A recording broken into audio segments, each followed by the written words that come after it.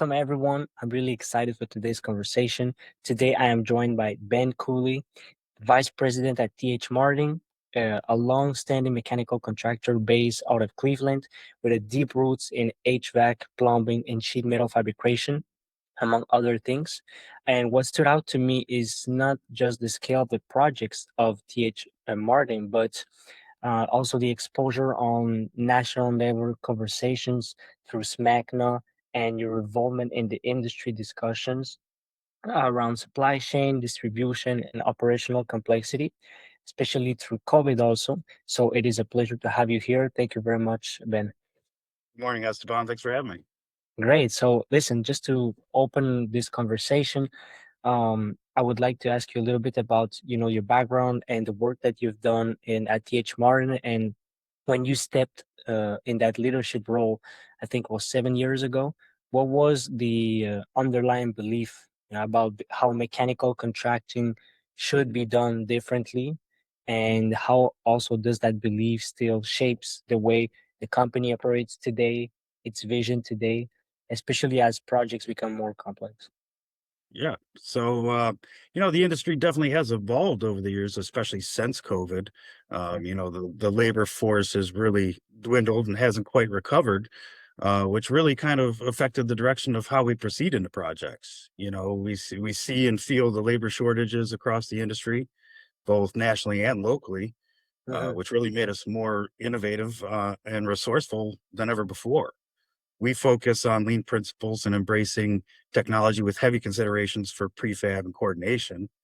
We also hold internal teams meetings to try and limit the communication gaps that typically can occur on complex projects, all in an effort to kind of minimize impacts with a limited labor force.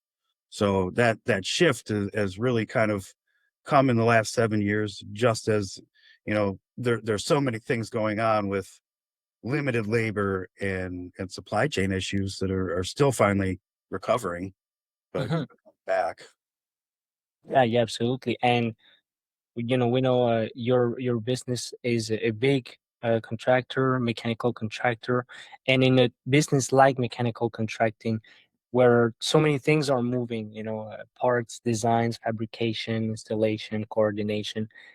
How are you thinking about maintaining structure across all of these projects without slowing things down and keeping it structured? And could you like give an example of the way you were doing this before COVID, for Mhm. example, after COVID, to see the evolution that you guys did? Sure. Whether we create assemblies to try and limit connection points or build trade racking systems, it all plays into how we can now make projects more predictable in a controlled environment like our shop. With the size and infrastructure a company like TH has, we are able to focus on the soft redesign with prefab in mind with limited manpower. We also work for just-in-time deliveries to reduce the on-site manpower costs in our tight labor market, where before you could get away with more field measure and go because we had the additional labor force to make that happen in the same timely manner. Yeah, yeah, yeah. I see it. And when COVID hit, what was the first things? What the first thing that was impacted? Because you mentioned various things, but what was the first thing that was really impacted by this pandemic? Well, definitely, until we were labeled an essential business, a lot of people left the workforce and still haven't returned. Supply chain fluidity has returned to somewhat normal, but it really made us become more creative in our approach on how our procurement works. We increased our pre-planning processes to better analyze the risks on projects we were targeting, Mhm. and to try and limit supply chain impacts and disruptions. We were forced to find new industry suppliers and vendors, which really kind of helped limit our exposure to risk and expanded our buying power. Yeah. So there were good and bad things that kind of came about all this, um, but it really made us kind of take a deeper analytical view of how we manage projects.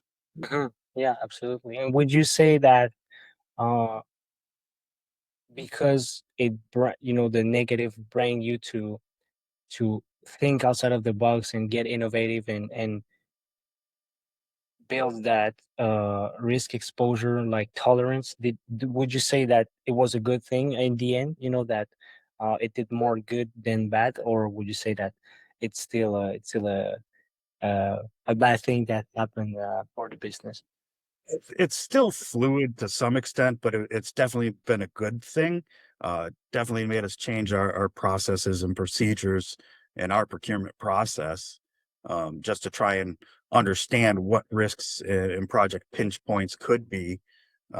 Really just trying to maximize what we can install and accomplish on a project with basically half the labor pool. Yeah, yeah, absolutely. And I know we've talked before off camera about SMACNA, Mhm. and to the people that don't know about SMACNA is the Sheet and Metal and Air Conditioning Constructor Nationals Association, which is an international trade association. And so you've had exposure to SMACNA, which is at a national level, which, in my opinion, gives you a broader lens than most contractors. So are you seeing things your business being a top performing contractor, um do you can you pinpoint things that you do differently um compared to average players that try to get into the market, for example? So we at TH Martin, as well as many of our national counterparts, definitely focus on lean principles, with a strong emphasis on prefab. Being tight labor market, I see a lot of contractors working to better understand the true metrics of and cost of prefab Mhm. versus field measuring and tracking the actual costs on the back end. That way, we can try and come up with more concise estimates moving forward. I mean, really trying to do the analytical dives pre and post construction, uh, knowing where your estimates are actually coming out cost wise. And talking about prefabrication, modularization, I've talked a lot about other businesses also, and it's a up and coming thing. We see it more in construction, on national level. We know there has to be a lot of still changes in mentality around all the players in the industry, so that it booms. But I know you guys put a strong emphasis on this part of the business. Um, when did for you, because for a company that does a lot of things that focus on different services, when that specific part became like a real strategic priority, and why is it? Well, I would say the stronger emphasis on prefab really became a priority for us and really part of our business model about 5 to 6 years ago, around COVID. And the size and the project complexity in our market has also grown. Mhm. Um, in an effort to limit overage with a limited labor market, we focused on making significant investments in our shop equipment and technology. For us, modularization became an answer, prefab for better scheduling, and then in the end, a better project for product for the end user as well. Um, Prefab has always been kind of something we focused on, but it definitely became a strategic shift about 5 6 years ago. Okay, okay. And would you say it had a real impact on the margins, on execution? Did it really have a positive impact to implement this into the business? It did, because we can control in our, shop environment how much labor we really need to accomplish racking or, assemblies or modularization of equipment. Um, Being able to do that in a controlled environment and sending out assemblies rather than pieces parts, really kind of limits your labor exposure. Yeah, yeah, absolutely, absolutely. And now you're a VP. You're the VP in the company, so you're not just managing projects. If I'm right, you're really what's a little bit your role, the totality of your role in the business? So my day to day is really mostly estimating and design assist, design build, focusing on trying to navigate the market, what my competition has, which we'll talk about a little bit later. But my day to day is mostly estimation, but I do also have 6 to 8 project managers running their own projects that I executive over them. Um, my day to day, we probably have 3 or 4 estimators that work underneath me as well. So we're busy. Yeah, yeah, that's good for business. Very good for business. Yeah. So now being almost 10 years in the company, I imagine there has been an evolution in your approach to decision making, to managing those different projects and those different people who also have projects under their belt. So how did that, how did you approach as the company scaled? How did that evolve? If you can give it an example of an evolution clearly in your mind of what happened. Surely. So my approach to decision making shifted, I'd say probably 5 to 7 years ago. My focus was always more on our internal backlog, uh, what projects we have on the horizon, what our backlog dollars are, that volume. Now my main focus is forecasting upcoming projects in our market. Um, when I decided to increase our involvement in design assist, design build, we then have the upper hand compared to our other contractors when we can get in on the ground floor with owners and end users. Yeah. It allows us to increase our backlog to what fits our niche in the market a little bit better, but we still have the planet spec capacity on the other side. So our shift really became more into focusing on the end user and owners rather than chasing the market 70% planet spec. Yeah, and I imagine that you saw when doing that mind shift, you saw immediately the positive effects, right? For sure. For sure. I mean, our backlog grew almost overnight just because we can then work with the owners and end users to figure out their design criteria and build to it, which is really strong in our niche of the market. Yeah. And I was talking about market, about niche, and you mentioned a little bit about your competitors. What would you say, how would you differentiate from your competitors? Is there something that you guys do differently, or are all the players in the market doing the same thing? What do you differentiate?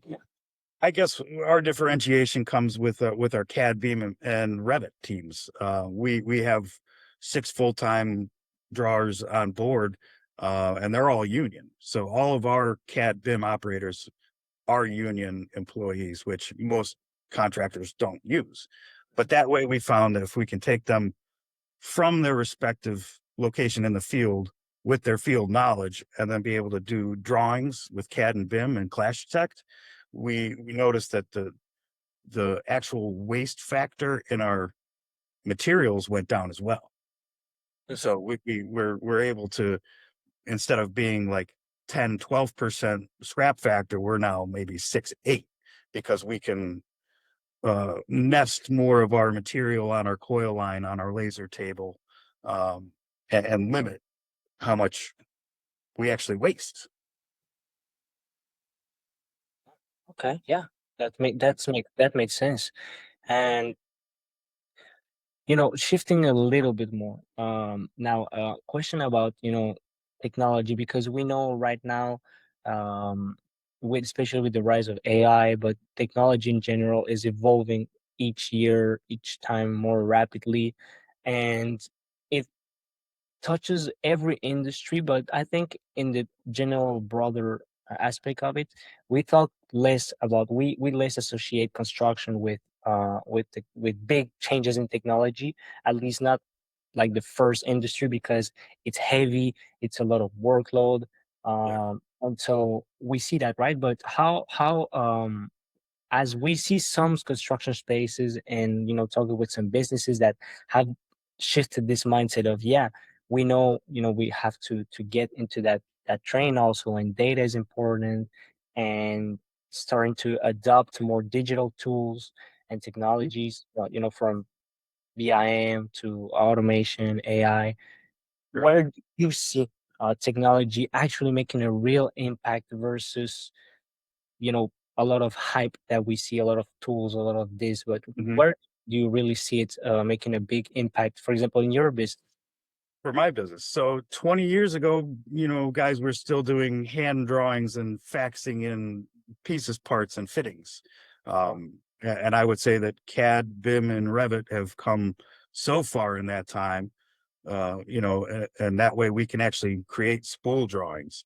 You have products like Trimble, M Suites, that all can kind of help you track actual costs and metrics that way. Um, but I would say the CAD BIM Revit has made the real impact to date, with many more on the rise. Um, that technology has really kind of helped reinvent how we do our soft redesign for constructability, and understanding trade clashes and how we can mitigate them. Yeah, I do see a future for a lot of these AI platforms that are coming in some capacity, and I think the tools now being created will play into future construction within the HVAC industry. You know, Little tangent, that's not to say that AI doesn't have its own implications environmentally, sustainability, and how that plays in a workforce. yeah. But that's a different conversation. Absolutely, absolutely. But if you look at your own operations today, the day to day, whether it's estimating project tracking or communication or document processing, or even, leads generation, where you feel there's for the moment the biggest gap between how things should run efficiently and how they Mhm. actually run, and if you see a gap that could be potentially in the future, uh, Yes. not more. Actually, communication, hands down, whether that's internally or with our customers. If your team cannot communicate effectively on a project, specifics can be misconstrued or overlooked, or you might miss releases, which all can create schedule impacts and delays in fabrication, which all can kind of hurt successful project outcomes and cash flow. Yeah, So, I mean, honestly, knowing where your team is and your team being able to effectively communicate together is always going to be top priority in my mind. absolutely, absolutely. It is like a snowball effect, if you don't have it right there, the communication, like you said, it destroys something else and after something else, and in the end is like you said, cash flow, revenue that's lost, client Mhm. reputation, the business reputation with clients. So yeah, I think it's important to have all of these pieces well stick together. And from our conversations, you guys at TH Martin do this pretty well, and that's why you're a successful business, right? That's why Yeah. you're thriving. So that's great. And maybe to close this, I would like to ask a question regarding THMR. Looking forward to the next 1 to 2 years, Mhm. uh, how do you expect the mechanical construction industry to evolve? And what is the next step and vision specifically for TH Martin? What are you guys up to? And what's next? Yeah. Yeah. So, whether it's our estimating software we use right now, we're still doing on screen, but I know that there's AI software coming that I've been working on with a couple other people, trying to identify duct lines, takeoffs, piping runs, assemblies. So I mean, honestly, I do think that AI is going to come into the forefront here pretty soon. Um, but whether it's the project management software we use, or additional AI platforms coming forward in the industry, um, my hope for the industry is that the younger generation realizes the benefits of trade work, and the critical role it has in our society today and everyday day-to-day lives. Mhm. Uh, the next generation is really going to be where the innovators come from, and we need to support them as they come up in the trades as well. Pass your knowledge when you can.